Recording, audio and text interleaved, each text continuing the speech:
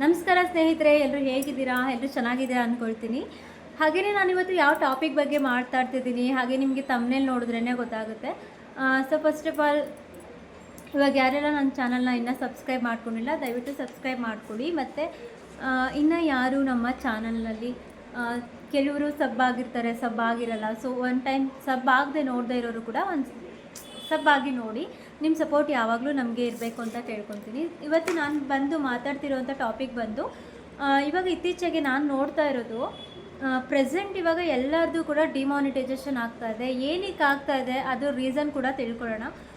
First ಇವಾಗ ನಾವು ಒಂದು ಯೂಟ್ಯೂಬ್ ಸ್ಟಾರ್ಟ್ ಮಾಡಿದಾಗ ನಮಗೆ ಸಡನ್ನಾಗಿ ಡಿಮಾನಿಟೈಸೇಷನ್ ಆಫ್ ಆಯಿತು, ಡಿಮಾನಿಟೈಸೇಷನ್ ಆಯಿತು ಅಂದಾಗ ನಮಗೆ ನಿಜವಾಗ್ಲೂ ಇಷ್ಟೊಂದು ಕಷ್ಟಪಟ್ಟು ವಿಡಿಯೋ ಎಡಿಟ್ ಮಾಡೋದಾಗಿರ್ಬೋದು, ನಮ್ಮ ಕೆಲಸ, ನಮ್ಮ ಸಮಯ ಪ್ರಜ್ಞೆ ಎಲ್ಲವನ್ನೂ ಕೂಡ ನಾವು ಇನ್ವೆಸ್ಟ್ ಮಾಡಿರ್ತೀವಿ. ಹೀಗಾದಾಗ ಸಡನ್ನಾಗಿ ಡಿಮಾನಿಟೈಸೇಷನ್ ಆದಾಗ ನಮಗೆ ತುಂಬಾ ಪ್ರಾಬ್ಲಮ್ ಆಗುತ್ತೆ. ಸೊ ಈ ಥರ ಏನಕ್ಕೋಸ್ಕರ ಇದು ಈ ಥರ ಆಗ್ತಾಯಿದೆ, ಏನಕ್ಕೆ ಡಿಮಾನಿಟೈಸೇಷನ್ ಆಗ್ತಾಯಿದೆ ಅನ್ನೋದನ್ನು ಕೂಡ ನಾವು ತಿಳ್ಕೊಳ್ಳೋಣ. ನಮಗೆ ಒಂದು 5 ಪಾಯಿಂಟನ್ನು ನಾನು ಇಲ್ಲಿ ಮೆನ್ಷನ್ ಮಾಡ್ತೀನಿ. ಈ 5 ಪಾಯಿಂಟನ್ನು ನಾವು ಫಾಲೋ ಮಾಡಿದ್ರೆ ಖಂಡಿತವಾಗ್ಲೂ ನಮ್ಮ ಚಾನಲ್ಲು ಸೇಫ್ ಆಗಿರುತ್ತೆ. ಅದು ಯಾವ್ಯಾವುದು ಅಂತ ಕೂಡ ನಾವು ಇವಾಗ ತಿಳ್ಕೊಳ್ಳೋಣ. ಫಸ್ಟ್ ಆಫ್ ಆಲ್ ಬಂದು ಕಂಟೆಂಟ್ ಏನಕ್ಕೆ ಈ ಥರ ಆಗ್ತಾಯಿದೆ, ನಮ್ಮ ಕಂಟೆಂಟಲ್ಲಿ ಏನು ಸಮಸ್ಯೆ ಇದೆ, ಮತ್ತು ಏನಕ್ಕೆ ಡಿಮಾನಿಟೈಸೇಷನ್ ಆಗ್ತಾಯಿದೆ. ಪ್ರತಿಯೊಬ್ಬರದ್ದು ಡಿಮಾನಿಟೈಸೇಷನ್ ಆಗ್ತಾಯಿದೆ, ಏನಕ್ಕೆ ಅಂತ ಗೊತ್ತಿಲ್ಲ. ಬಟ್ ಒಮ್ಮೆ ನೋಡ್ಕೊಂಡು ಬರೋಣ ಆ 5 ಯಾವುದು ಅಂತ ಹೇಳಿ. ಫಸ್ಟ್ ಒನ್ ಬಂದು ರೀಯೂಸ್ ಕಂಟೆಂಟು.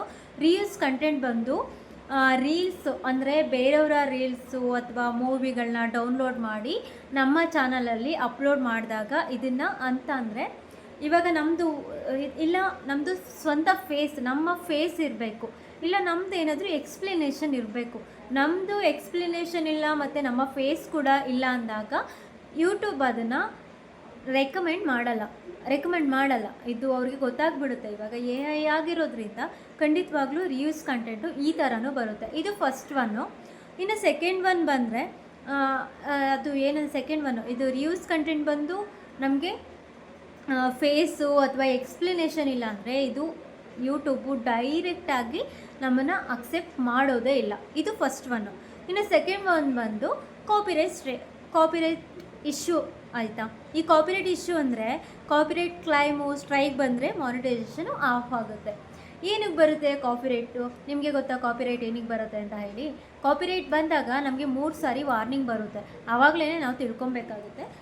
ರೀಲ್ಸು ಅಥವಾ ಅದಕ್ಕೆಲ್ಲ ಬ್ಯಾಕ್ಗ್ರೌಂಡ್ ಮ್ಯೂಸಿಕ್ನ ಹಾಕಿರ್ತೀವಿ, ಕಂಟೆಂಟ್ಗಳು ಬೇರೆಯವ್ರದ್ದೆಲ್ಲ ತಂದು ಇಲ್ಲಿ ಕಾಪಿ ಮಾಡಿರ್ತೀವಿ. ಸೊ ಆವಾಗ ನಮಗೆ ಕಾಪಿರೈಟ್ ಇಶ್ಯೂ ಆಗುತ್ತೆ. ಬೇರೆಯವರು ನಮ್ಮ ಚಾನಲ್ಗೆ ಅವ್ರದ್ದನ್ನು ನಾವು ಇಲ್ಲಿ ತಂದು ಹಾಕಿದಾಗ ನಮ್ಮ ಚಾನಲ್ಗೆ ಅವ್ರು ಏನು ಮಾಡ್ತಾರೆ, ಅದನ್ನು ಕಾಪಿರೈಟ್ ಕ್ಲೈಮ್ ಮಾಡ್ತಾರೆ.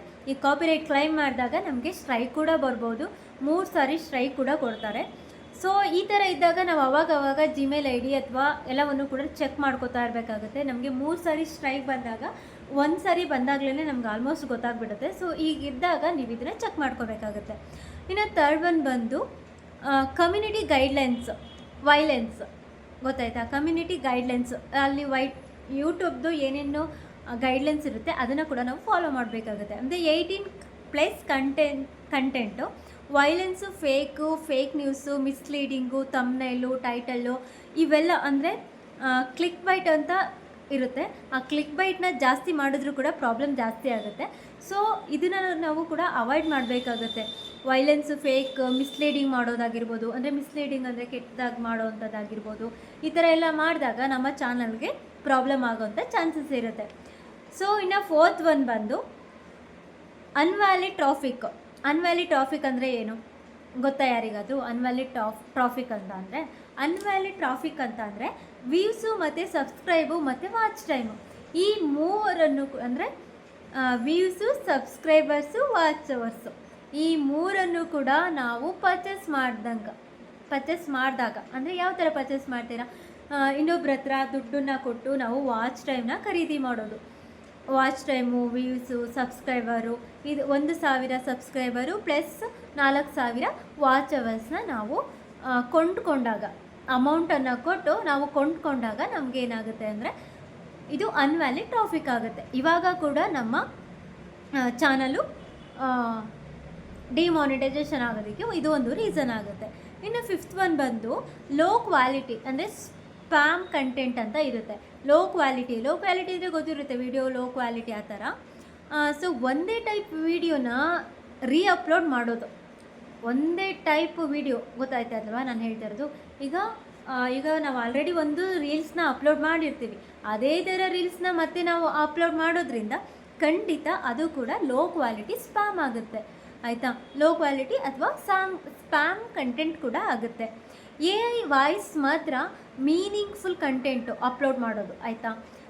ಶಾರ್ಟ್ಸು ಅಪ್ಲೋಡ್ ಮಾಡಿದ್ರೆ ರಿಸ್ಕೇ ಜಾಸ್ತಿ ಆಗುತ್ತೆ.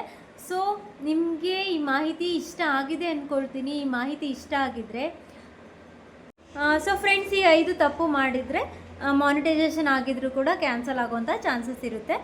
ಸೊ ಒರಿಜಿನಲ್ ಕಂಟೆಂಟ್ ಮಾಡಿ ಮತ್ತು ಕಾಪಿರೈಟ್ನ ಅವಾಯ್ಡ್ ಮಾಡಿ ಆದಷ್ಟು. ಇದನ್ನೆಲ್ಲ ಮಾಡೋದ್ರಿಂದ ನಮ್ಮ ಚಾನಲ್ ಕೂಡ ಸೇಫಾಗಿರುತ್ತೆ.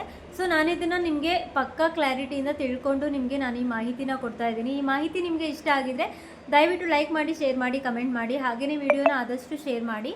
ಯಾಕೆಂದರೆ ಈಗ ಎಲ್ಲರಿಗೂ ಆಲ್ಮೋಸ್ಟ್ ರೀಲ್ಸ್ ಕಂಟೆಂಟ್ ಬರ್ತಾ ಇದೆ, ಮತ್ತು ಮಾನಿಟೈಸೇಷನ್ ಆಗಿದ್ರೂ ಕೂಡ ಆಫ್ ಆಗ್ತಾಯಿದೆ. ಈ ಥರ ಪ್ರಾಬ್ಲಮ್ನ ನಾವು ಈ ಥರ ಕ್ಲಿಯರ್ ಮಾಡ್ಕೋಬೋದು. ಆದಷ್ಟು ಕಾಪಿರೈಟ್ ಆಗಿರ್ಬೋದು, ಸ್ಟ್ರೈಕ್ ಆಗಿರ್ಬೋದು, ಕಮ್ಯುನಿಟಿ ಗೈಡ್ಲೈನ್ಸ್ ಆಗಿರ್ಬೋದು, ಇವೆಲ್ಲವನ್ನು ಕೂಡ ನಾವು ಅವಾಯ್ಡ್ ಮಾಡ್ಕೊಂಡು ಬಂದರೆ ನಮ್ಮ ಚಾನಲ್ ಕೂಡ ಸೇಫ್ ಆಗಿರುತ್ತೆ. ನಾಳೆ ನಮಗೂ ಕೂಡ ಇದೇ ಸೇಮ್ ಪ್ರಾಬ್ಲಮ್ ಬರ್ಬೋದು. ನಮಗೆ ಎಷ್ಟು ತಿಳಿದಿರುತ್ತೋ ಅಷ್ಟನ್ನು ನಾನು ನಿಮ್ಮ ಹತ್ರ ಶೇರ್ ಮಾಡ್ಕೊಂಡಿದ್ದೀನಿ. ಸೊ ದಯವಿಟ್ಟು ಯಾರದೆಲ್ಲ ಡಿಮಾನಿಟೈಸೇಷನ್ ಆಗಿದೆ, ಎಲ್ಲಿ ತಪ್ಪಾಗಿದೆ ಅದನ್ನು ಒಮ್ಮೆ ಚೆಕ್ ಮಾಡಿಸ್ಕೊಳ್ಳಿ. ಆದಷ್ಟು ಚಾನಲ್ಲು ನಿಮಗೆ ಗ್ರೋತ್ ಆಗೋದಕ್ಕೆ ಹೆಲ್ಪ್ ಆಗುತ್ತೆ. ಈ ಮಾಹಿತಿ ನಿಮಗೆ ಇಷ್ಟ ಆಗಿದೆ ಅಂದ್ಕೊಳ್ತೀನಿ. ಎಲ್ರಿಗೂ ಧನ್ಯವಾದಗಳು.